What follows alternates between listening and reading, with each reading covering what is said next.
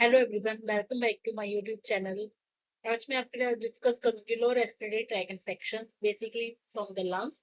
तो आज हम बात करेंगे कि लो रेस्पिरेटरी ट्रैक इन्फेक्शंस कौन कौन सी होती हैं, उनमें हमें मेजरली कौन सी बच्चों में देखने को मिलती है, कौन से एज ज्यादा अफेक्टेड होती है, कौन सी कम अफेक्टेड होती है और मेजर डिफरेंस क्या होता है। सॉरी। आज मैं आपके साथ क्लियर करूंगी कि ब्रोंकियोलाइटिस और ब्रोंकियोलाइटिस में क्या फर्क है। बेसिकली इसमें ओ का एक फर्क है। अगर हम इंग्लिश में बात करेंगे, इंग्लिश की कुछ टर्मिनोलॉजी में सिर्फ ओ का डिफरेंस हमें देखने को मिलता है। So let's start topic and देखते हैं कैसा है। तो देखो, बेसिकली स्पेलिंग की बात करूं तो सिर्फ एक ओ का difference, but this is not a grammar mistake, this is totally differentiate the disease condition from one part to another part. सो ब्रोंकियोआइटिस, पहले ब्रोंकियोआइटिस की बात करूंगी। सो इन्फ्लेमेशन, स्वेलिंग। ठीक है। ब्रोंकियोलाइटिस की बात करते हैं, इन्फ्लेमेशन, स्वेलिंग। दोनों में क्लिनिकल फीचर्स हमें सेम देखने को मिल रही है, but difference is in location. So bronchi जब इफेक्ट ब्रोंकाइस जब इफेक्ट होंगे तब ब्रोंकियोलाइटिस होएगा। जब ब्रोंक्यूल्स इफेक्ट होंगे तब जो है ब्रोंकियोआइटिस होएगा। सो जो ब्रोंकाइस हैं, जो ये ब्रांचेस बना रही हैं, बेसिकली इसमें ब्रोंकाइस हैं, और जो एंड में फर्दर सब डिवाइड हो रहे हैं उनमें जो प्रेजेंट्स हैं वो ब्रोंक्यूल्स हैं। सो सबसे बड़ा पार्ट क्या है, ब्रोंकाइस है, उसके अंदर क्या है, ब्रोंक्यूल्स है। जब ब्रोंकाइस की इन्फ्लामेशन होएगी तो उसको हम ब्रोंकियोआइटिस कहेंगे। जब ब्रोंक्यूल्स इफेक्ट होंगे तो हम उनको कहेंगे ब्रोंकियोलाइटिस। सो डेफिनेशन क्लियर हो गई होगी, डिफरेंस पता चल गया होगा। Let's start the topic bronchiolitis. So bronchiolitis it is a inflammation of the one or more bronchi. सो एक भी हो सकती है और मोर ब्रोंकाइज भी अफेक्टेड हो सकते हैं। Basically characterized by the cough, और बेसिक मेन कफ कब होएगी, at the time of the night, and first cough होती है डिसीज कंडीशन में बच्चों को, प्लस wheezing साउंड्स भी हमें सुनाई देंगी। These are the cardinal sign of this disease condition. So next is the incidence. तो इंसिडेंस में बेसिकली क्या है कि जो बच्चे हैं 4 साल से कम, less than the 4 years age, is mostly जो है हमें अफेक्टेड देखने को मिलती है। प्लस उसमें क्या होएगा कि उनको previous respiratory upper respiratory tract infection रह चुकी होगी। नेक्स्ट में बात करूंगी कि कौन कौन से जो etiological फैक्टर्स हैं which are responsible to causing this disease condition. So first is a viral infection. So viral infection में एडिनो वायरस हो गया, रेस्पिरेटरी सिंसिटिकल वायरस हो गया, राइनो वायरस हो गया। After the viral, next is the bacterial infection. So mycoplasma, pneumococci, निमोनोआई। Next agent, अगर chemical agents की बात करती हूँ या एलर्जन की बात करती हूँ तो इसमें डस्ट हो गया, अलर्जेंस हो गए, स्ट्रॉन्ग फ्यूम्स हो गई। So these are the incidents and etiology which are responsible to causing this disease conditions. Next बात करते हैं क्लिनिकल फीचर्स की। So in the clinical features हमें रनिंग नोज देखने को मिलेगी, बच्चे में malaise, chills, fever, back muscle pain, sore throat, wheezing, shortness of breath, fatigue, coughing. So these are the clinical features which are present in the bronchitis. So in the management, basically हम antibiotics बच्चों को पहले, तो सबसे पहले हम antibiotics start करते हैं। सो इन द बैक्टीरियल इन्फेक्शन तो अंडरस्टूड है कि एंटीबायोटिक्स देके, अदर इन्फेक्शन है उसमें भी एंटीबायोटिक्स देखते हैं ताकि सेकेंडरी इन्फेक्शन को हम प्रिवेंट कर सकें। Next is the cough expectorants हम बच्चे को देंगे या पेशेंट्स को देते हैं ताकि जो स्टेशंस है वो लूज आउट कर सके हम, ताकि इजीली जो ब्रीदिंग पैटर्न है उसको मेंटेन किया जा सके। Next is the antipyretics. Antipyretics basically used to treat the fever, basic main. Next, steam inhalation. Steam inhalation is the best method to treat the acute respiratory tract infections. In severe, we go for the nebulization. In nebulization, normally हम जो है normal saline plus bronchodilators हम use करते हैं। Bronchodilators में हम salbutamol और the salmeterol जो है यूज करते हैं as a bronchodilator to dilate the bronchial tubes. Next है म्यूकोलाइटिक एजेंट्स। सो म्यूकोलाइटिक एजेंट्स में हम बेसिक मेन पर्पस के जो म्यूकस का पोर्शन थिक है उसको थिन और लूज आउट करने के लिए यूज करते हैं, और इसमें हम जो है बुफेसिन जो मेडिसिन है उसको यूज किया जाता है। एंटी इन्फ्लेमेटरी मेडिसिन भी यूज करते हैं। कई बार कॉम्पिटिटिव एग्जाम्स में पूछा जाता है कि आप जो है ब्रोंकियोडायलेटर्स पहले देंगे या फिर आप कॉर्टिकोस्टेरॉइड्स पहले देंगे, तो आपका आंसर जाएगा सबसे पहले हम ब्रोंकियोडायलेटर्स देते हैं, आफ्टर दैट हम कॉर्टिकोस्टेरॉइड्स जो है देते हैं। नेक्स्ट आ गया हमारे पास टॉपिक ब्रोंकियोलाइटिस। तो ब्रोंकियोलाइटिस आपको क्लियर हो ही चुका होगा, it is the inflammation and swallowing of the bronchioles. तो जो ब्रोंक्यूल्स की इन्फ्लेमेशन होगी तो हम उसको ब्रोंकाइटिस कहेंगे। नेक्स्ट बेसिक मेन जो डेफिनेशन है, it is a low respiratory tract infection और main cause this disease condition is a viral cause and mainly जो सीजन्स में होता है वो सीजन है, पीक सीजन जो है विंटर है। मेजर कोज ब्रोंकियोलाइटिस का है रेस्पिरेटरी सिंसिटिकल वायरस जो है मेनली इस डिसीज कंडीशन को कोज करता है।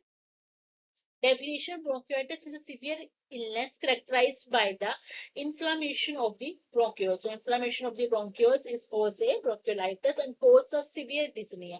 So, which mainly हमें फीचर देखने को मिलते हैं, तो बच्चे में डिस्निया या पेशेंट में डिस्निया काफी ज्यादा होता है। अब हम बच्चे की बात करें तो एटियोलॉजी में बेसिक मेनली क्या है इस डेस ऑफ एटियोलॉजी। सो कौन से एज ज्यादा इफेक्टेड होती है, पिछले जो हमने ब्रोंकियोलाइटिस पढ़ा था उसमें जो लेस देन 4 ईयर के बच्चे इफेक्टेड हो रहे थे, बट इस डिसीज कंडीशन में less than 6 month to infants कह सकते हैं कि जो बच्चे हैं बेसिकली अफेक्टेड होते हैं इस डिसीज कंडीशन की। सीजन हमें पता चली गया विंटर या starting of the spring basic main जो है इन्फेक्शन देखने को मिलती है। मेन जो वायरस रिस्पॉन्सिबल है वो रेस्पिरेटरी सिंसिटिकल वायरस है, एडिनो वायरस है, इन्फ्लुएंजा वायरस है। मेन जो वायरस है वो है आरएसवी। बैक्टीरियल इन्फेक्शन की बात करूंगी, इन्फ्लुएंजा, न्यूमोकोकस, स्ट्रेप्टोकोकस और न्यूमोलिटिकस जो है बैक्टीरिया है, ये are responsible for causing the disease condition. So अगर बात करूंगी पैथोफिजियोलॉजी में, तो पैथोफिजियोलॉजी में क्या है कि जो रेस्पिरेटरी ट्रैक इन्फेक्शंस है बेसिकली मेजर कॉज क्या है, आरएसवी है। वो क्या कर रहा है कि जो हमारे ब्रोंक्यूल्स है उसमें एडिमा, म्यूकस और जो हमारे सेलो डेब्रिस है उनकी वजह से उसमें ऑब्स्ट्रक्शन देखने को मिल रही है। ड्यू टू इन्फेक्शन क्या हो रहा है कि जो एडिमा हो रहा है ब्रोंक्यूल्स में म्यूकस की प्लगिंग बन रही है, सेलुलर डेब्रिस की फॉर्मेशन हो रही है। So due to constriction lungs properly जो है एक्सपैंड रह रहे हैं, bronchioles constriction due to during the expiration causing to hyper inflammation of the lungs. So hyper inflammation होने की वजह से क्या होएगा कि चांसेस रहेंगे कि जो लंग्स है वो उनमें एक्टिलेसिस हो जाए। Atelectasis can be occur when obstruction is completely, so पूरे का पूरा ब्रोंक्यूल्स म्यूकस थिक म्यूकस के साथ कवर हो जाएगा तो उसमें एक्टिलेसिस देखने को मिलेगा हमें। Normal exchange of gases impaired हो जाएगा जिसकी वजह से हमें हाइपोक्सीमिया देखने को मिलेगा। सो हाइपोक्सिया हमें नाम से, हाइपोक्सीमिया हमें नाम से ही पता है, हमें सभी को पता है कि hypoxia means lack of the oxygen in the tissues. Hypoxia क्या है, lack of the oxygen in the blood. So दोनों टर्मिनोलॉजीज में कंफ्यूज नहीं होना है। जब एक्जीमिया लग गया मींस की जो है टिश्यूज की बात आ गई। क्लिनिकल फीचर्स में dyspnoea, nasal flarings, cyanosis, intercostal, subcostal, supracostal contractions, diminished breath sounds, crackle sounds, and the wheezing sounds can be heard in the clinical features. Next is the diagnostic evaluation, basically in the history, physical examination and history taking, chest x-rays, pulse oximetry report and cultural maintain करेंगे कि sepsis तो नहीं बच्चों को basically हो रहा है। Blood gas exchanges को जो है मॉनिटर करेंगे। बेसिक मेन मैनेजमेंट क्या है, अगर जो है एक्यूट इंफेक्शन है तो उसमें antibiotics and the adequate hydration के साथ हम जो है रिकवर करेंगे पेशेंट को। If patient in the severe disease distress we go for the hospitalization and start oxygen therapy plus clinical monitoring of the vital signs, blood gas exchanges को monitor करेंगे और ventilator support provide करेंगे patient को। After that supportive management देंगे, on the supportive management we go for the oxygenation. So oxygen saturation level more than 92% हम always रखेंगे। Apnoea को monitor करेंगे ताकि बच्चा डिसेट ना करे और बच्चा शॉक या फिर सीवियर डिसीज कंडीशन में ना चला जाए। नेक्स्ट है फीडिंग। सो फीडिंग में बेसिकली हम आईवी फ्लूइड्स देते हैं प्लस हम जो है ओजी फीड बच्चों में करते होते हैं। If baby is digest the OG feeding, we go for the OG feeding and starting of the OG in the preterm is 5 ml and then the 5 ml in per 2 hours and in the term babies 10 ml से हम start करते हैं, 2 घंटे में हम 10 ml देंगे और उसके साथ जैसे जैसे बच्चे का डाइजेशन मतलब डाइजेस्ट करता जाएगा उसके हिसाब से हम जो है बेड के अकॉर्डिंग हम जो है बच्चों की फीड नेक्स्ट प्लान करते हैं। नेबुलाइजेशन करेंगे, सो हाइपोटोनिक सॉल्यूशंस यूज करते हैं। 4 ml of the 3% of the sodium chloride हम देते हैं। साल्ब्यूटामोल हम सॉल्यूशन जो है 2.5 mg की जो एक रेस्प्यूल होता है बेसिकली उसको हम यूज करते हैं। ब्रोंकोडायलेटर्स में हम जो है साल्ब्यूटामोल, इप्राट्रोपियम शुड भी हम जो यूज करें ताकि हम ब्रोंक्यूल जो हमारे ब्रोंक्यूल्स हैं उनको डायलेट कर सके। नेक्स्ट हम इनहेल और द ओरल कोर्टिकोस्टेरॉइड्स जो देते हैं पेशेंट को ताकि हम जो रिलीव कर सकें। नेक्स्ट नर्सिंग डायग्नोसिस की बात करूंगी तो बेसिकली हम जो है रेस्पिरेटरी में सभी में ही जो डायग्नोसिस है ये मोस्ट प्रोबेबली बना सकते होते हैं। तो सबसे पहले है हमारा ineffective airway clearance related to the increased mucus and the nasal discharge. Airway patency check करेंगे, ऑस्कल्टेट करेंगे, ब्रेथ साउंड्स को, वाइटल साइंस चेक करेंगे, सेमीपोलर पोजीशन देंगे। सेमीपोलर पोजीशन देने का मेन पर्पस क्या होता है कि लंग्स इस जब हम बैठे होते हैं तो ज्यादा एक्सपैंड होते हैं रेदर देन हम जब सोए हुए होते हैं। तो नेक्स्ट हम जो फ्लूइड रिहाइड्रेशन थेरेपी है उसको मेंटेन करेंगे। डीप ब्रीदिंग करवाएंगे, पेशेंट को कफिंग करवाएंगे if the baby is able to listen able और आपकी कमांड्स को वो सुन सकता है, फॉलो कर सकता है। नेक्स्ट हम नेबुलाइजेशन करेंगे अकॉर्डिंग टू डॉक्टर प्रिस्क्रिप्शन की। उन्होंने जो ब्रोंकोडायलेटर्स कहा है, कॉर्टिकोस्टेरॉइड्स कहा है, नॉर्मल सलाइन के साथ कहा है, तो वो आपको पता होना चाहिए। और बेसिकली इस चीज का ध्यान कर रखना है कि आपने ज्यादा भी नहीं कर देना क्योंकि इसकी वजह से हमें कॉम्प्लिकेशन भी देखने को मिलती है ब्रोंकियोस्पाज्म। ऑक्सीजन थेरेपी को जितना प्रिस्क्राइब किया उतना ही हमने देना है पेशेंट को। एंटीबायोटिक्स और एंटीबायोटिक्स या ब्रोंकोडायलेटर्स जो भी डॉक्टर की प्रिस्क्रिप्शन के अकॉर्डिंग हमने जो डोज पेशेंट को वो देनी है। नेक्स्ट हमारे पास डायग्नोसिस आते हैं impaired gas hypoxemia, impaired gas exchange related to hypoxemia, disturbed sleeping pattern due to the difficulty in breathing.